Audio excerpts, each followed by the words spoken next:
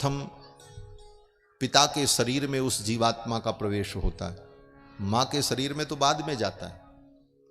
कहते हैं पिता के शरीर में जाकर के अन्न के माध्यम से, भोजन के माध्यम से वो सूक्ष्म जीवात्मा पिता के शरीर में जाता है और फिर वो पच करके रस बन करके रक्त में जाता है, रक्त से मांस में, मांस से मज्जा, अस्थि में, अस्थि से मज्जा में।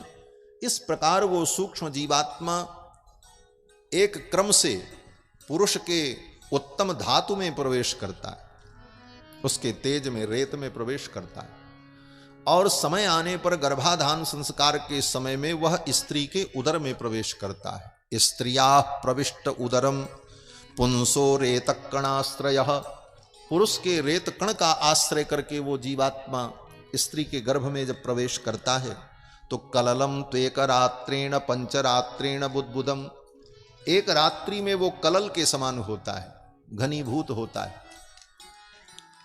कफ के रूप में, जैसे कफ होता है उस प्रकार।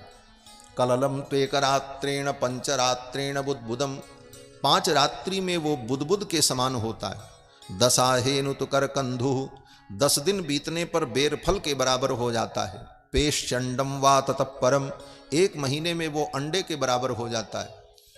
और जब दूसरा महीना लगता है तो मासेन तु शिरोद्वाभ्याम, दूसरे महीने में उसी पिंड के अंदर सिर बनने लगता है। गर्भ के अंदर भ्रूण का विकास कैसे होता है, जिसको आज का विज्ञान बड़े यंत्रों से देख करके अनुभव करता है, महर्षियों ने अपनी दिव्य मेधा से अनुभव करके सब लिख दिया है, किस प्रकार उस जीव का गर्भ में विकास होता है।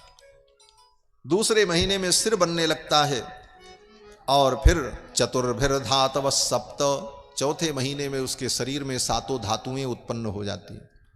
पंचभिक्षुत्रिभवः, 5वें महीने में उसे भूख और प्यास लगने लग जाती है तो उसके नाभि की नाली से उसे भोजन की सप्लाई शुरू हो जाती है और फिर उसकी आँख, नाक, कान, मुख, ये सारी इंद्रियां काम करने लगती हैं। तब भगवान विचार करते हैं कि कहीं इसके नाक में, आँख में, मुख में गर्भ का पानी न चला जाए, इसलिए भगवान उसको एक जरायु में वेष्टित कर देते। प्रकृति उसको एक आवरण में आवेष्टित करके पैक कर देती है, जिससे गर्भ का गंदा पानी उसके मुख में, आंख में, नाक में न जाने पावे। षड्भिर जरायुणा बीतः, उस जरायु के द्वारा वो चारों तरफ से सुरक्षित हो जाता है।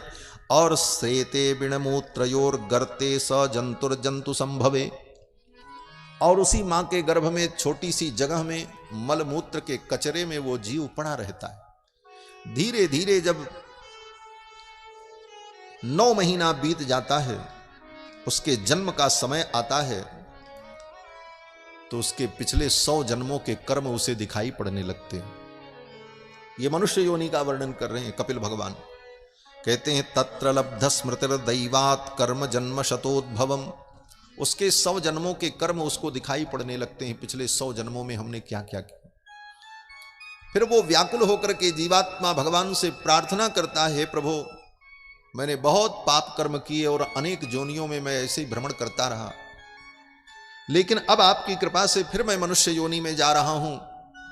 अब मैं जाकर के केवल आपका भजन करूंगा, आपका चिंतन करूंगा, इस माया के प्रपंच में मैं नहीं पड़ूंगा। यद योने प्रमुच्चे हम प्रपद्ये पुरुषोत्तमम, इस योनि से बाहर जाने के बाद हे पुरुषोत्तम मैं आपकी प्रपत्ति करूंगा, आपकी शरणागति करूंगा।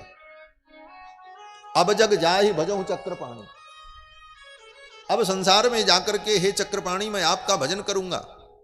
ये भगवान के सामने प्रतिज्ञा करता है गर्भ में जीवात्मा। लेकिन गर्भ से बाहर आते ही नष्ट स्मृति पुनरयम प्रवृणीत लोकम, उसकी स्मृति नष्ट हो जाती है। फिर संसार के इसी लोक प्रपंच में वो उलझ करके और संसार की माया में आबद्ध हो जाता है।